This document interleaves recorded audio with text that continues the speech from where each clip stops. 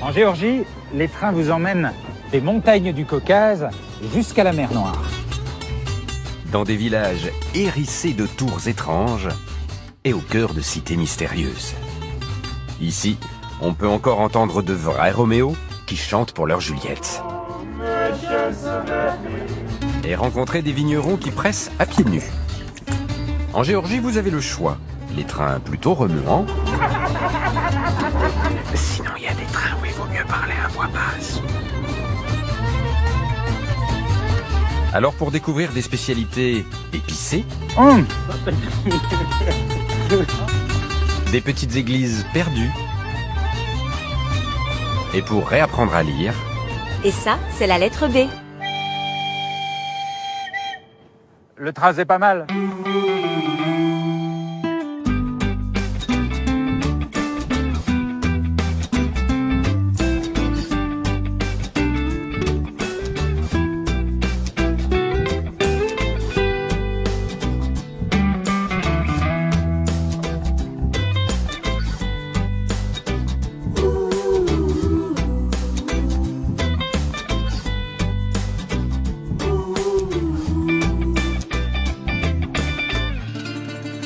Pour moi, la Géorgie, c'était un peu flou. Je savais que c'était un pays de l'ex-URSS, que je situais donc très à l'est et plutôt au sud. En regardant la carte, je découvre un petit pays pas si éloigné que ça de l'Iran et situé entre la Russie, la Turquie et l'Arménie. Ce pays doit être un incroyable brassage de cultures. Et côté train, en se baladant tout au fond des vertes vallées, on peut tomber sur quelques pépites. Mon premier train, pas comme les autres, n'est pas à la gare, mais à la rivière. Alors ça a l'air pas mal.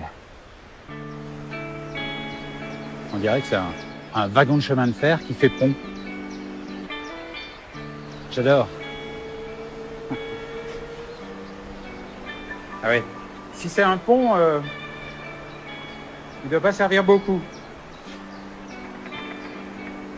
On voit bien la rivière. Hein. Il y a une ambiance. Il y a des gens là-bas. Je vais aller leur demander. Oh, c'est bien rouillé, hein. C'est magnifique, non?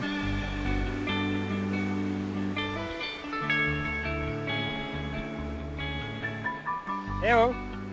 Bonjour! Kamarjoba! Bonjour! Bonjour. Il est dingue ce pont là, il est là depuis longtemps? Oui, ça fait 20 ans environ.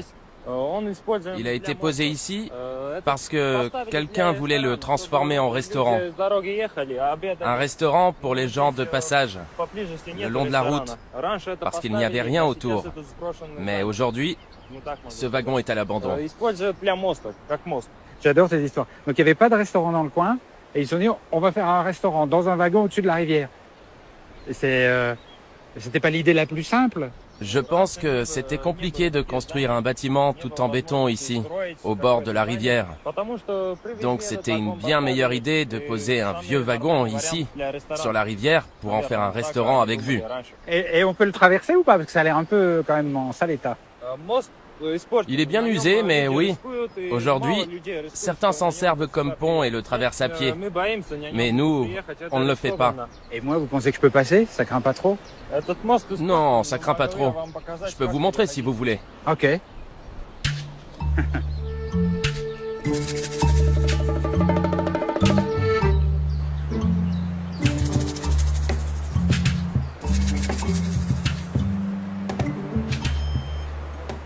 Voilà. Ouais, mais faites attention. Ne marchez pas n'importe où. Ça peut casser. Ok. Donc j'y vais là? Ouais, mais faut s'accrocher. Ah oui, il faut se tenir aux fenêtres. C'est ça. Allez-y, moi je m'arrête là. Merci. Madlova. Soyez prudents. Bon voyage. Je suis pas super rassuré, mais je suis parti.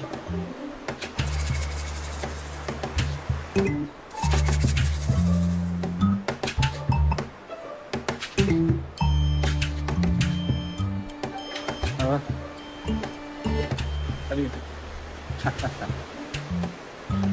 Bon, là, il y a un passage... il y a un passage graveleux. C'est ça.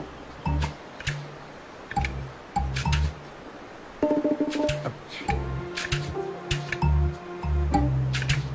Hop.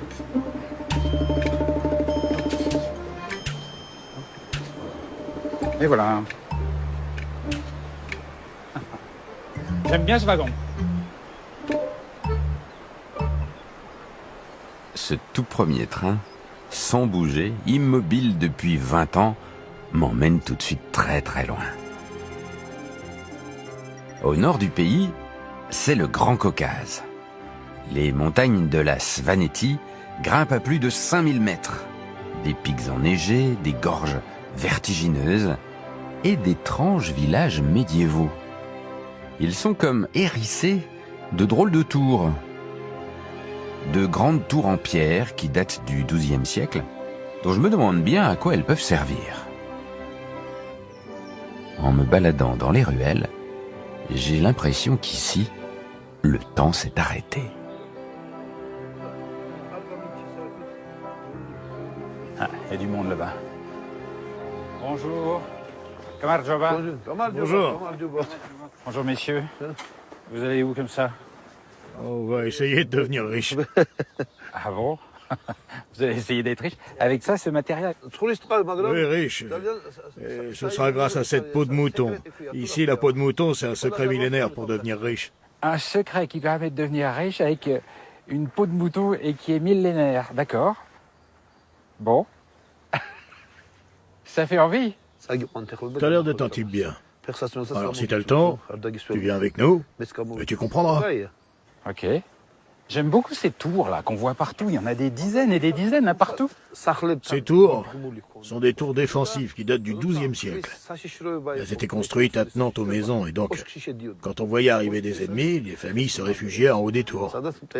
C'était de véritables forteresses et les habitants à l'intérieur étaient en totale sécurité. Mais alors pourquoi ici dans cette région chacun construit sa forteresse alors que dans beaucoup d'endroits dans le monde on construisait une grosse forteresse pour le village et tout le monde allait se réfugier dedans? Pourquoi ici c'était chacun pour soi?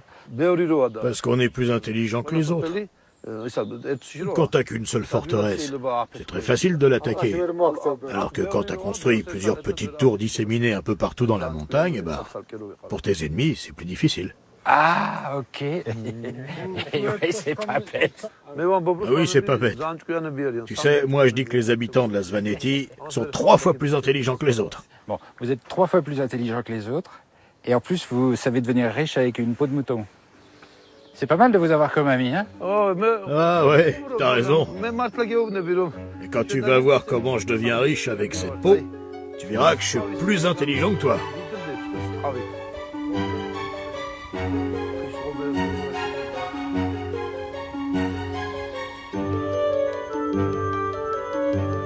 Ah, c'est beau ici. C'est la rivière Ngouri.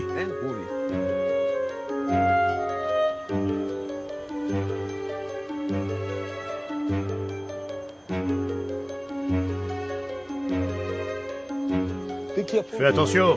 Ok. Ici, ça glisse.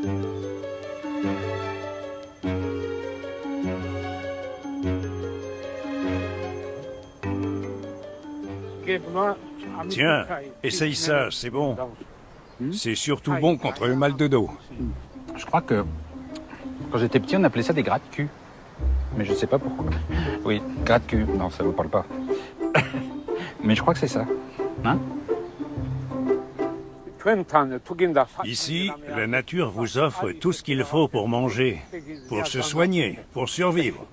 Ah oui. Eh ben, t'as remarqué, en marchant, on a trouvé tout ce qu'il nous faut. Et si on chasse, on aura aussi la viande. Bref, la nature est notre mère nourricière. Et il y a aussi ces petites baies. Goûte. Si tu les manges, tu n'attraperas jamais froid.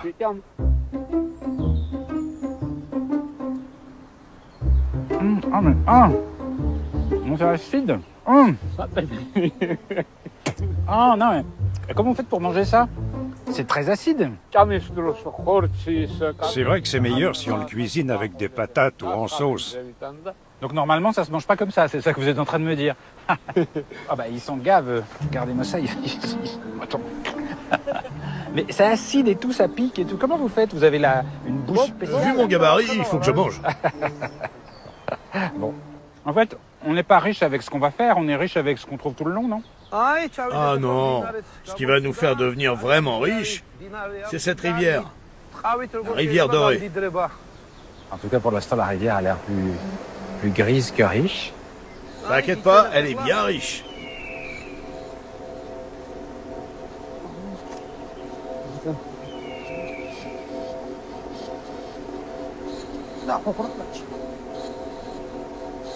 On dirait un rite de magie noire. C'est de la magie noire?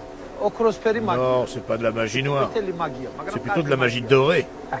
Et pourquoi de la magie dorée? Eh ben parce que si on est là, c'est pour trouver de l'or. De l'or? Avec une peau de mouton? Oui, parce que cette rivière est chargée de pépites d'or. Et avec le courant, les petits bouts d'or vont être attrapés par les poils de la peau de mouton. Et après l'avoir immergée, on la fera sécher, et en la secouant, on récupérera les paillettes. Ah bon? Il suffit comme ça de mettre une peau de mouton, on attend et on attrape de l'or. Oui, c'est un peu une méthode de feignant, mais ça marche. Il suffit de mettre la peau dans l'eau, et vous, pendant que vous vous reposez, l'or est tranquillement attrapé par les poils. C'est incroyable cette méthode. J'en reviens pas parce que j'ai jamais vu ça. Et combien de temps faut laisser la peau dans l'eau pour qu'elle attrape de l'or? Un jour et une nuit minimum. Mais parfois, c'est quand même mieux d'attendre 3 jours ou plus, même une semaine. C'est bien. Donc ça veut dire que là, sous nos yeux, coulent des kilos d'or. Mais ça me paraît fou. Oui, ça coule du haut des montagnes et jusqu'à la mer Noire. Mais nous, on est sur le chemin de la rivière et on attrape un peu d'or pour nous. Et ça, c'est grâce à toutes les peaux qu'on a déposées dans la rivière. Ok.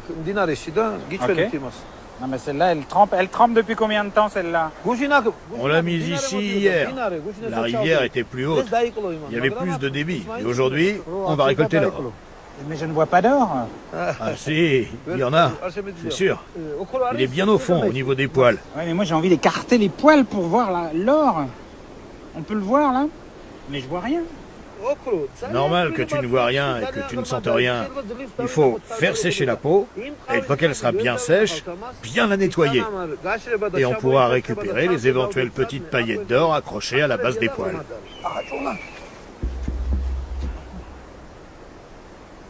J'ai l'impression que vous faites très attention, hein? Bien sûr qu'il faut faire attention. Il peut y avoir beaucoup de pépites ou pas. Alors il ne faudrait pas les perdre.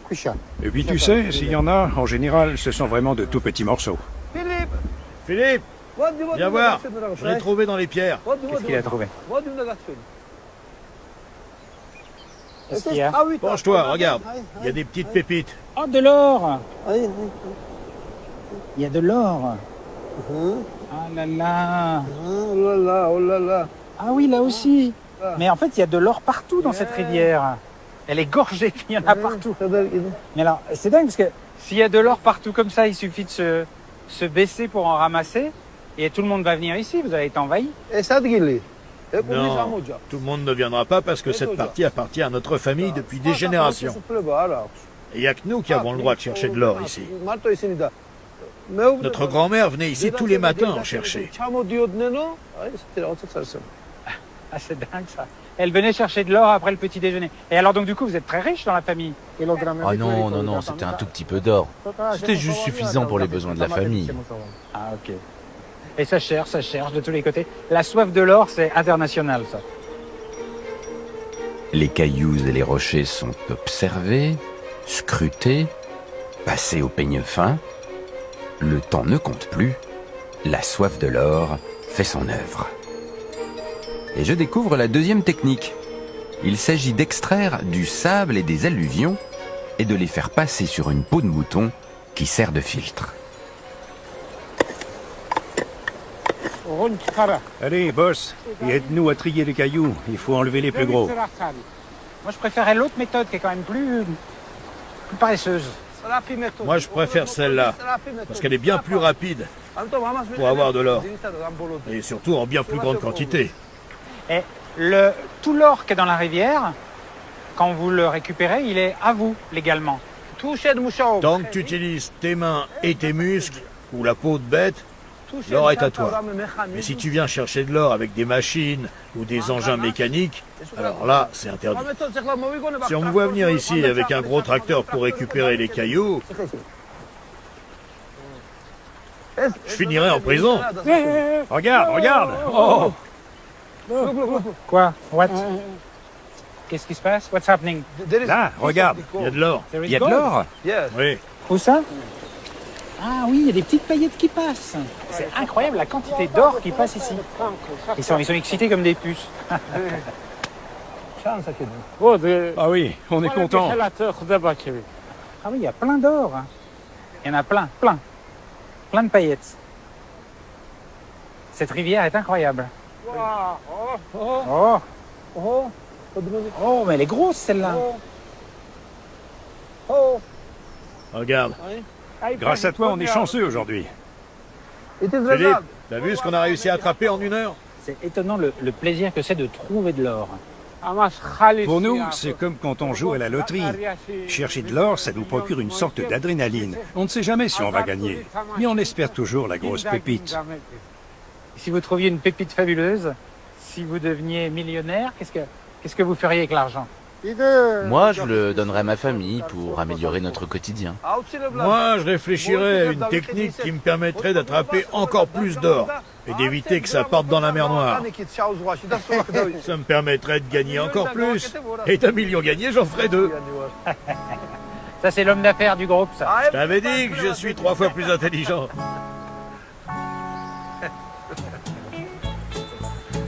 Bravo, chef. Certains prétendent que le mythe de la toison d'or serait né ici, quelque part autour de ces rivières fabuleuses. Je décide de suivre la rivière dorée qui se jette dans la mer Noire, et une mer Noire qui sait se parer de bleu pour attirer les flâneurs de toute la Géorgie. La station balnéaire la plus en vue, c'est Batumi.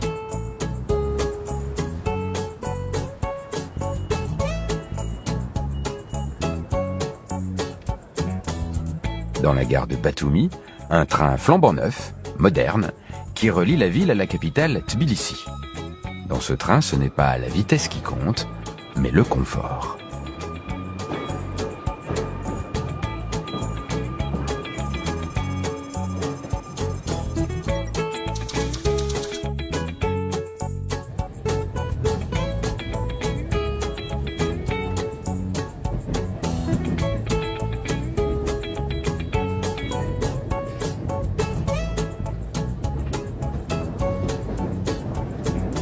Ah, mais c'est marrant, ça, on dirait le Garmajoba. Bonjour. C'est le bar. Oui, c'est bien là. Et alors c'est un petit peu. Pourquoi vous êtes par terre comme ça Vous voyez, on n'a pas beaucoup de place, mais tout est là. Ah ok, d'accord. Ben, c'est marrant. Et alors ça marche bien. Qu'est-ce que les gens achètent? Ces cookies sont très populaires. C'est un petit gâteau avec des raisins. Et souvent, les voyageurs aiment bien ça avec un petit café. Je peux goûter? Je peux vous en prendre un avec un petit café? Bien sûr.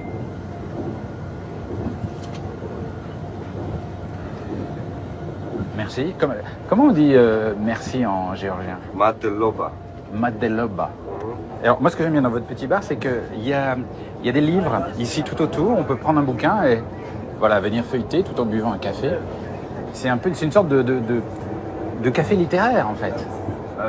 Pour promouvoir la lecture, la compagnie a décidé d'installer des présentoirs à livres dans chaque voiture. C'est une sorte de bibliothèque sur rail. Et ça va pas seulement avec le café.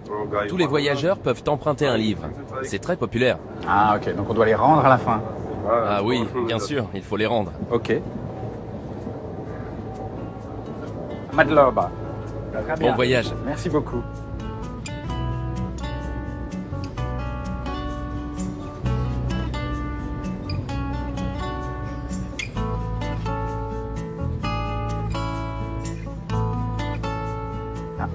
quelqu'un qui lit. Gamar Jaoba. Bonjour. Et vous avez pris le livre dans la bibliothèque du train? Oui, un polar. Un policier? Mais alors il faut que vous vous dépêchiez de lire avant de devoir sortir du train, parce qu'il faut les rendre à la fin. Eh bien, j'essaye de lire aussi vite que roule ce train. Et j'espère bien connaître la fin avant le terminus.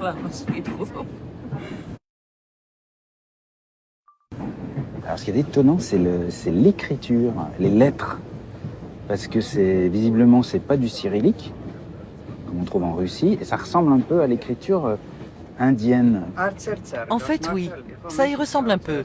Mais cette écriture est unique. C'est aussi unique que nous le sommes, nous les Géorgiens. C'est notre langue, c'est du géorgien. Et c'est un des tout premiers alphabets du monde. C'est très très ancien.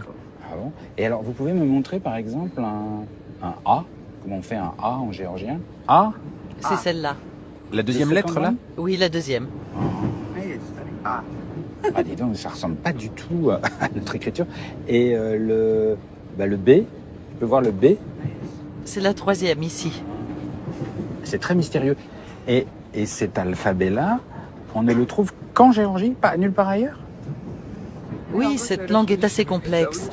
Et elle n'est parlée et écrite que par les Géorgiens. Bah, dis donc. Et alors, vous êtes très fort parce que vous êtes capable de lire l'alphabet géorgien. Et là, je vois que c'est affiché en alphabet latin. Donc tout le monde sait lire les deux. Oui, presque tous les Géorgiens connaissent les deux alphabets. Mais à une époque, quand on faisait partie de l'URSS, on connaissait le russe en plus du géorgien. Mais aujourd'hui, le russe a été remplacé par l'anglais. Ah oui, parce qu'à l'époque des soviétiques, évidemment, il fallait apprendre le cyrillique, oui, pour le côté russe. Mais du coup, aujourd'hui, il y a sans doute des gens qui sont capables de lire les trois. Le géorgien, le cyrillique et le latin. En général, les Géorgiens parlent beaucoup de langues. Pas seulement l'anglais ou le russe. Je pense qu'on a un goût particulier pour les langues étrangères. Merci beaucoup, Matlova. Merci beaucoup. Oh, magnifique. Merci, bon voyage. Et bonne lecture.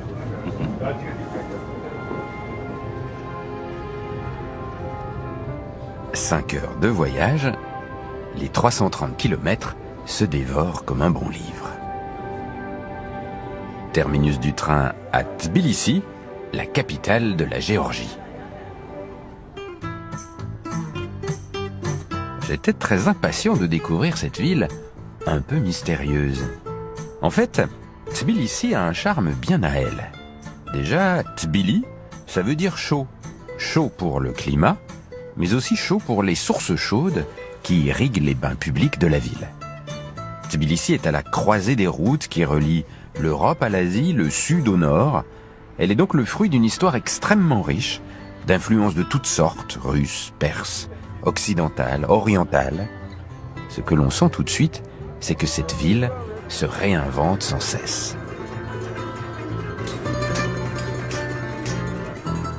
Ici, la mode gagne aussi les hommes. La barbe traditionnelle devient branchée. J'ai rendez-vous chez un barbier tendance de Tbilissi. Ça a l'air d'être là.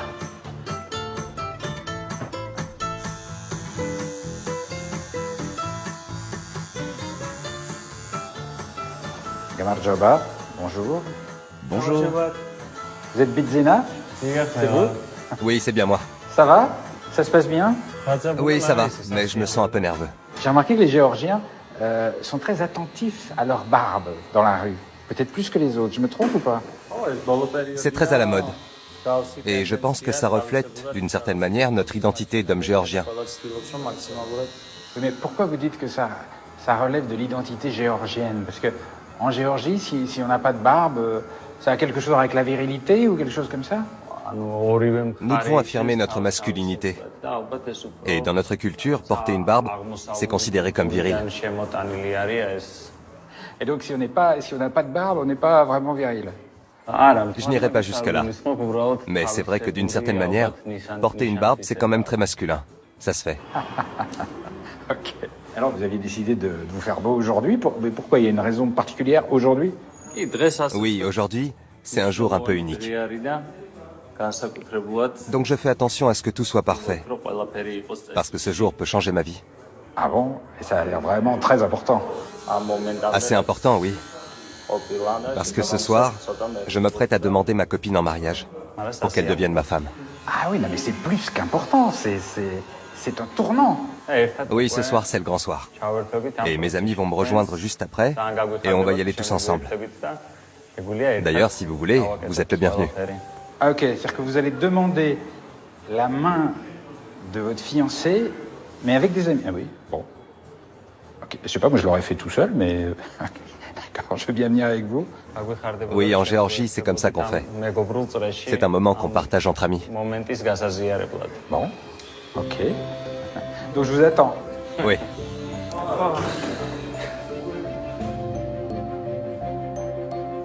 Allez, on y va. Merci pour la barbe. Bonne chance. Merci. Madloba. À bientôt. Salut. Salut les gars. Ça va? Ça va et toi? Alors, t'es prêt? Je vous présente Philippe. Il va nous accompagner. Bonjour. Bonjour. Bonjour. Est-ce que vous le trouvez suffisamment impeccable pour faire une demande en mariage? Oui, il est bien. Ah, mais le plus important, c'est que elle l'aime. J'espère qu'elle est certaine de l'aimer. Sinon, on n'a rien à faire là.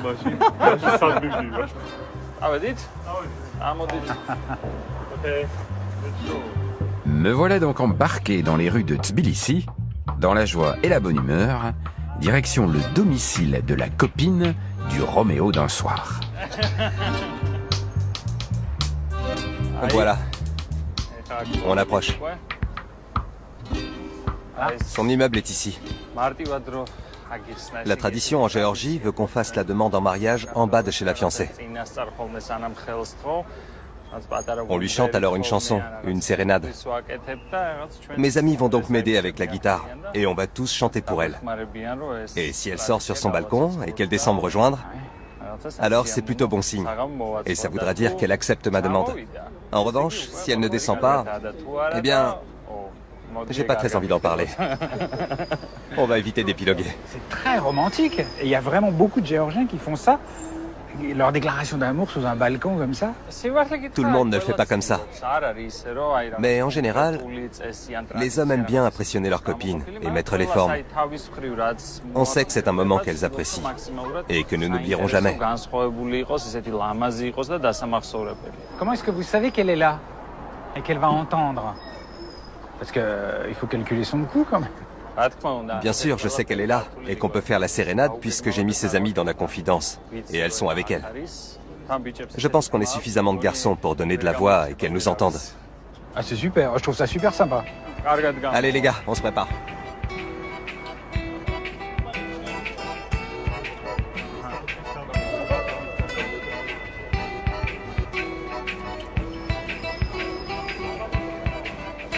Honnêtement, là, maintenant, vous avez le trac, vous vous demandez si elle va accepter votre proposition ou elle peut encore refuser.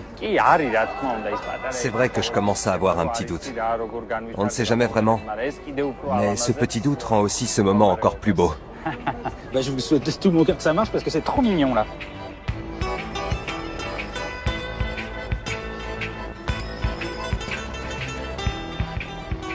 Je crois qu'on est prêt.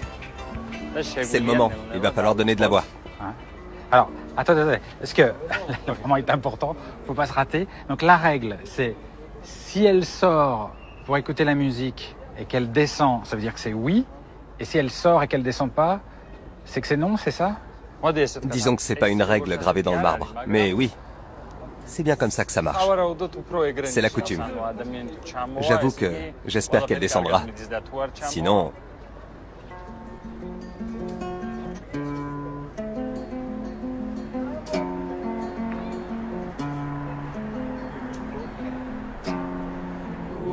La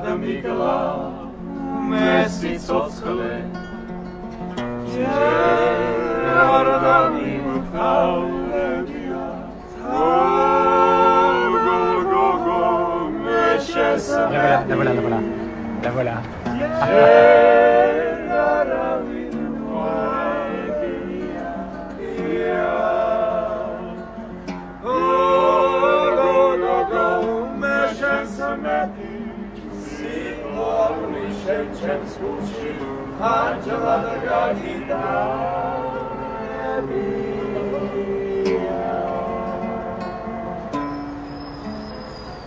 mon avis, la façon dont elle est rentrée en courant dans l'appart, c'est qu'elle doit descendre. Je pense aussi. Il faut regarder la porte. Ah, la voilà, la voilà, la voilà, la voilà, la voilà. Bravo.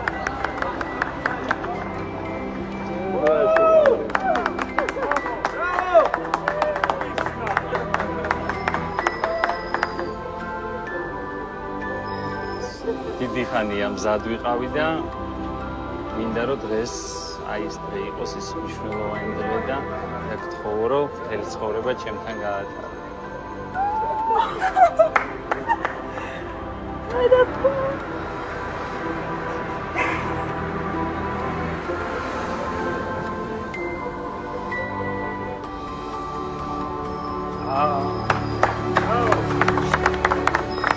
C'est adorable, franchement.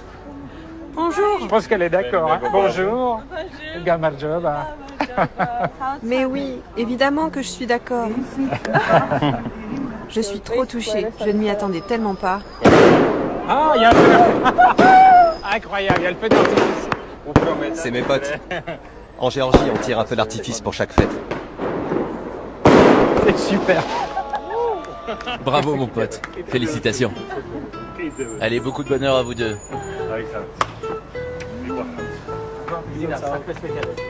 Et vous savez qu'il nous a quand même dit que, bon, il était quasi sûr que vous alliez dire oui, mais qu'il y avait quand même un tout petit doute.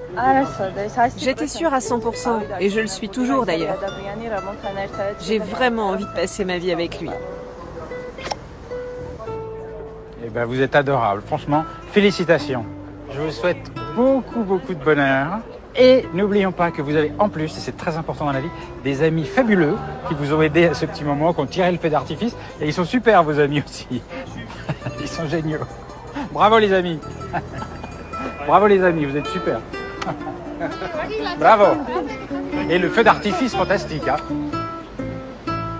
Je souhaite aux amoureux une longue vie d'amour. Et je me faufile dans la nuit en direction de la gare de Tbilissi. Toutes les nuits partent d'ici des trains qui traversent tout le pays. Gamarjoba. J'aime bien l'ambiance des trains de nuit parce qu'il y a toujours cette espèce de calme comme ça, de silence, mais on sent qu'il va se passer quelque chose là. Gamarjoba. Bonjour. C'est là 10 Oui, c'est bien votre voiture. Maglava.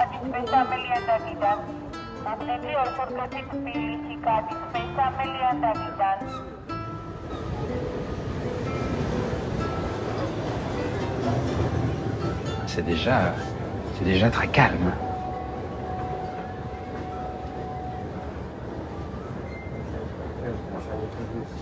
Une ambiance de grand dortoir, voilà, sans fioriture.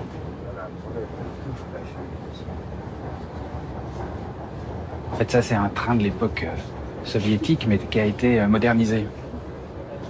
Mais il est resté dans son style. Efficace. Pratique.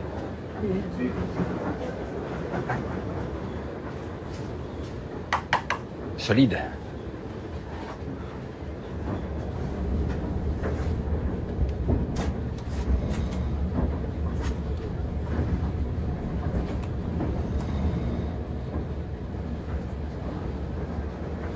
Là, je peux m'asseoir là?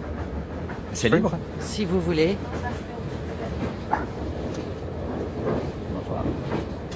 Bonsoir. Et c'est assez étonnant, je trouve que l'ambiance est très très calme dans ce train. Les gens parlent à voix basse comme ça. Je m'attendais pas à ça en fait. Oui, c'est un train de nuit. Les gens sont fatigués. Et comme ils veulent être en forme le lendemain matin, ils dorment et se reposent. Mais en regardant votre ticket, je vois que vous êtes sur la banquette de madame, votre voisine. Chaque banquette est pour une personne. Ce n'est pas votre place ici. Mais donc alors moi je vous occupe votre place là alors. Je vous empêche de dormir. Vous n'êtes pas d'ici. Vous n'êtes pas censé savoir. Et puis en tant qu'étranger, vous êtes un peu mon invité. Ah bah vous êtes sympa, mais si vous fermez pas l'œil de la nuit à côté de moi, vous allez continuer à me trouver sympa. Je pense que dans ce train, il y a de la place pour tout le monde. Alors, quand quelqu'un comme vous n'est pas à sa place, c'est pas très grave. On partage la banquette et puis c'est tout. On va se serrer un peu. Ah bah dis donc, vous êtes adorable. Non, pour moi c'est simplement normal. Être sympa, être accueillant, ça fait partie de nous.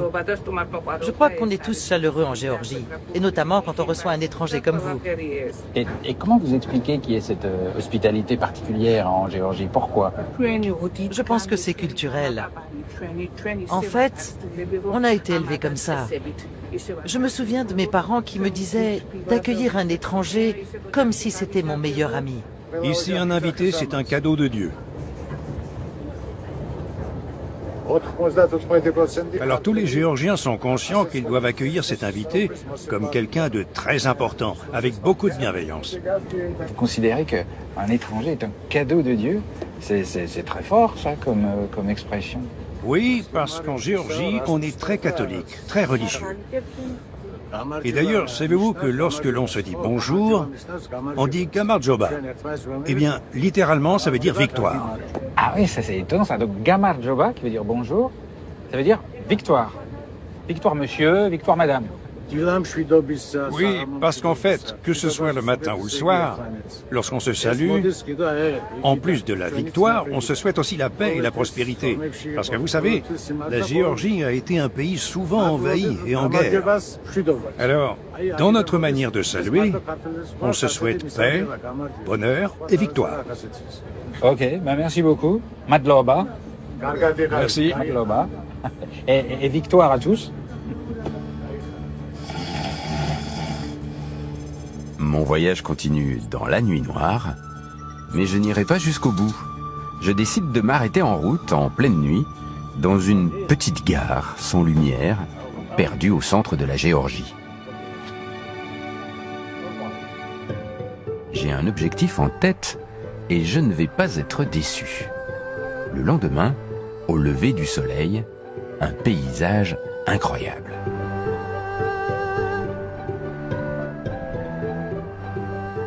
Creusé dans la montagne, comme les ruines d'une ville géante.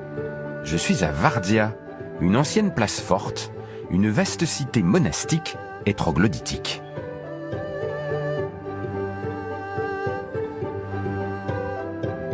À son apogée au XIIe siècle, il y eut ici jusqu'à 50 000 habitants répartis sur 13 étages.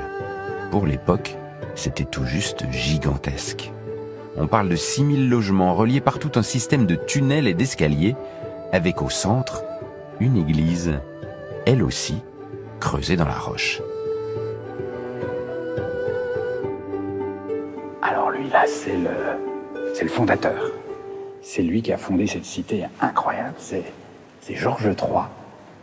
Mais la personne qui me paraît la plus intéressante, c'est celle qui est à côté de lui. Regardez bien. Est-ce que c'est un homme ou est-ce que c'est une femme? En fait, c'est sa fille.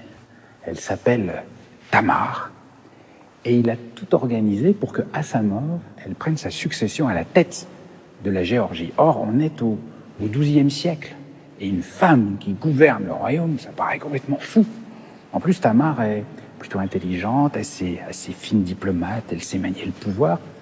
Et donc, une femme aussi puissante, à l'époque, on ne pouvait l'appeler que roi, même si c'était une femme. Une reine, ça devait être juste l'épouse du roi. Mais là, elle gouverne, donc c'était le roi Tamar. Et toute sa vie, alors que c'était une femme, on l'a appelé le roi Tamar. Un roi qui a eu 2 époux et qui a même divorcé de son premier mari parce qu'il buvait trop et il voulait devenir roi à la place du roi, enfin de la reine. Voilà. Ça devait être une sacrée personnalité.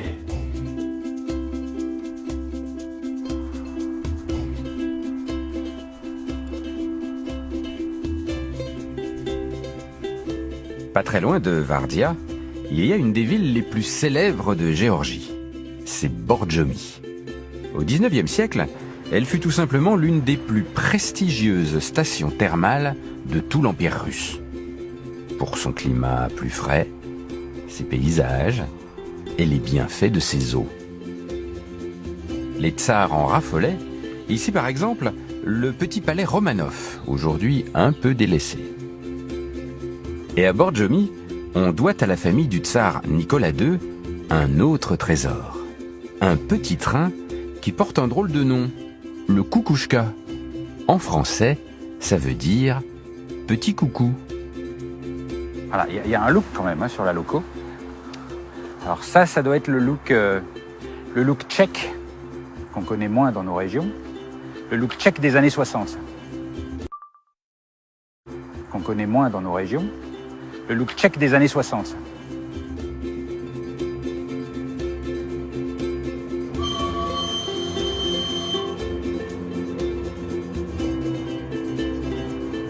Le Kukushka, c'est comme un délicieux bonbon. 37 petits kilomètres de pur plaisir.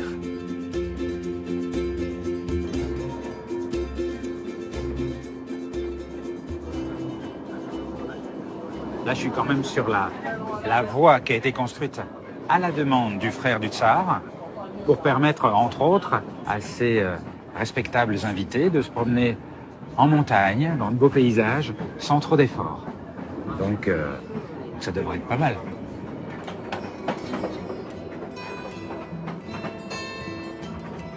Ce petit train est une bulle d'oxygène.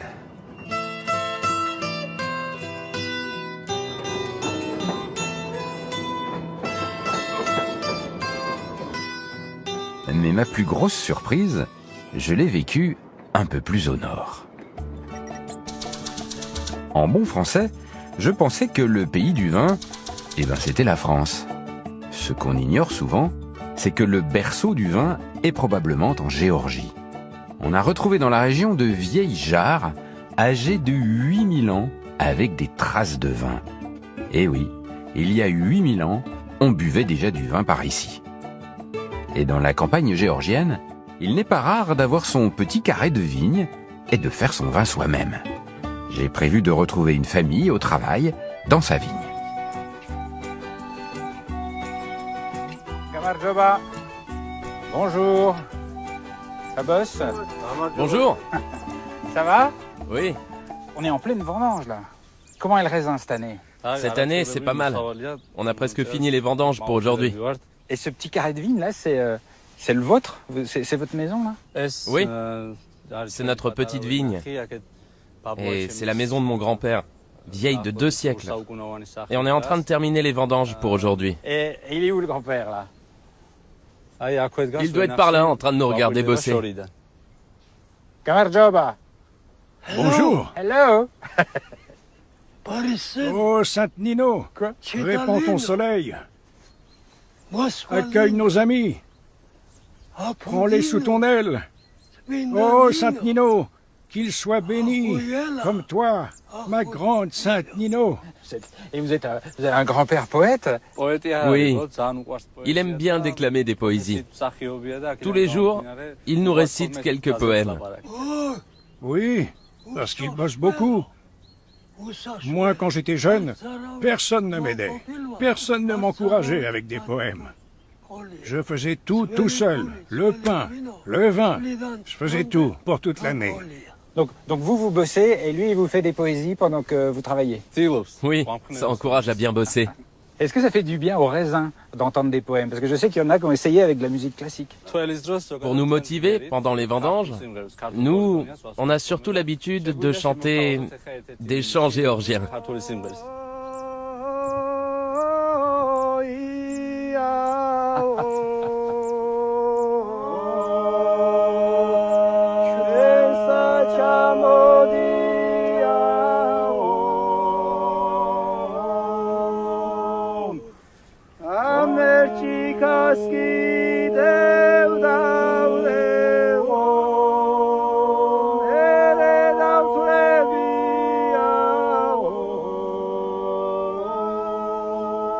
Bravo!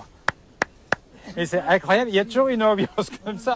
Poésie, chansons dans les vignes, j'adore. Oui, les chants polyphoniques font partie de la culture géorgienne.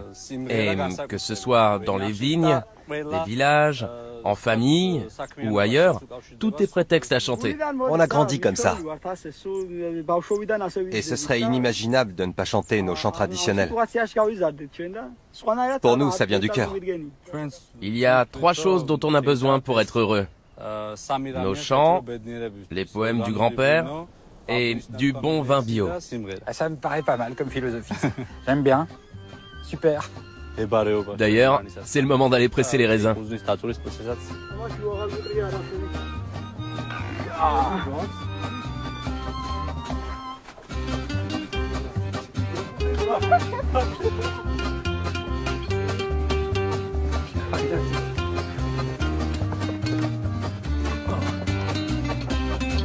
Ah oui, dis donc, c'est... c'est vraiment à l'ancienne, hein. Pourquoi vous mettez le raisin là-dedans? C'est le pressoir géorgien traditionnel. Nous, on continue à le faire de la même manière que mon grand-père et que nos ancêtres. On ne change pas les traditions. Ah bon, vous allez presser le... Mais comment ça marche? Vous allez presser le raisin là-dedans? C'est mon moment préféré des vendanges. Et plutôt que de vous l'expliquer, je préférerais que vous nous aidiez. On a envie de mettre les doigts dedans. On pourrait y mettre les doigts, mais nous, on préfère presser avec les pieds. Alors si ça vous dit, venez, on va les laver. C'est la tradition. Ok.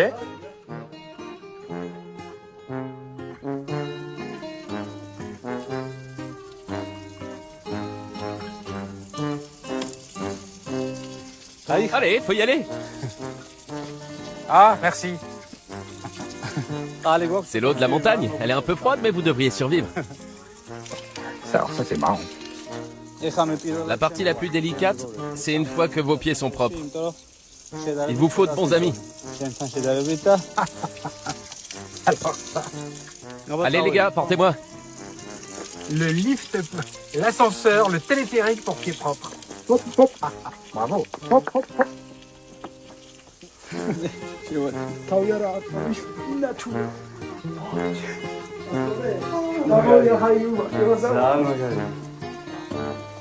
Ah, c'est froid.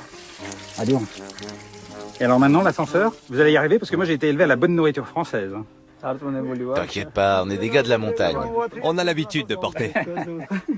Ah ouais?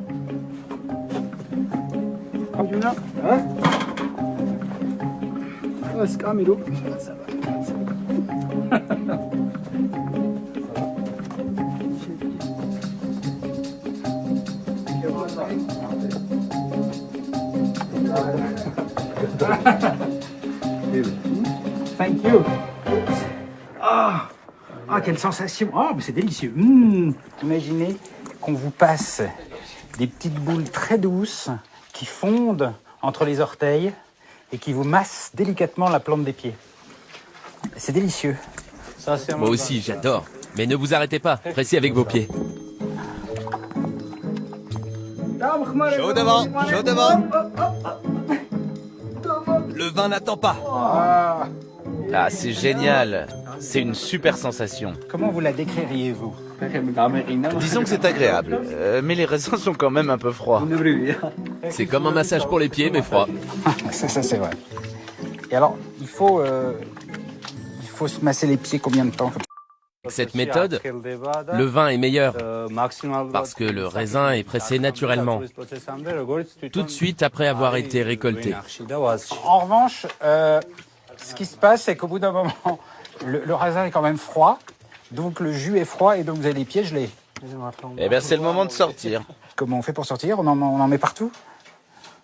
Bah oui, c'est comme ça. Ah ok, d'accord. Bon, je suis pas mécontent de sortir. Hein.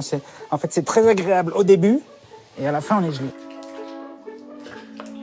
Le jus de raisin bien frais et pressé au pied propre s'écoule dans de grandes jarres enterrées. C'est là que le vin vieillira et c'est aussi ce qui fait la spécificité des vins géorgiens. Je me rends bien compte qu'ici, le raisin c'est aussi un prétexte pour se retrouver en famille autour d'une bonne table. Je voudrais porter un toast à notre invité et te remercier d'avoir partagé cette journée ensoleillée avec nous.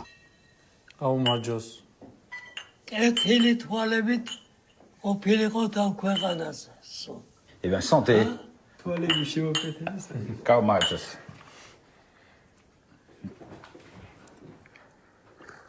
Ah, c'est pas mal, mais c'est complètement différent de nos vins.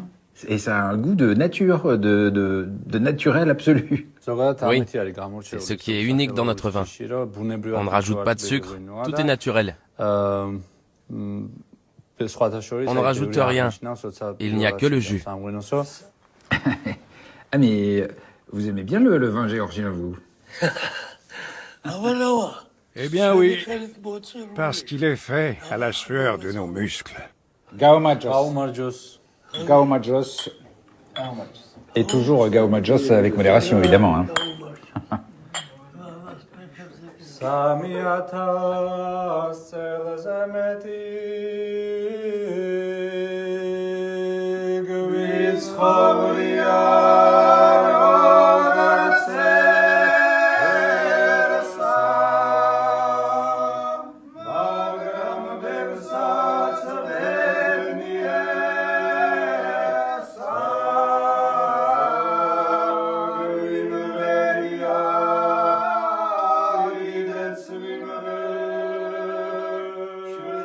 En Géorgie, on raconte que lorsque le Seigneur attribua à chaque peuple son territoire, les Géorgiens n'étaient pas là. Ils étaient en train de dîner et boire du bon vin.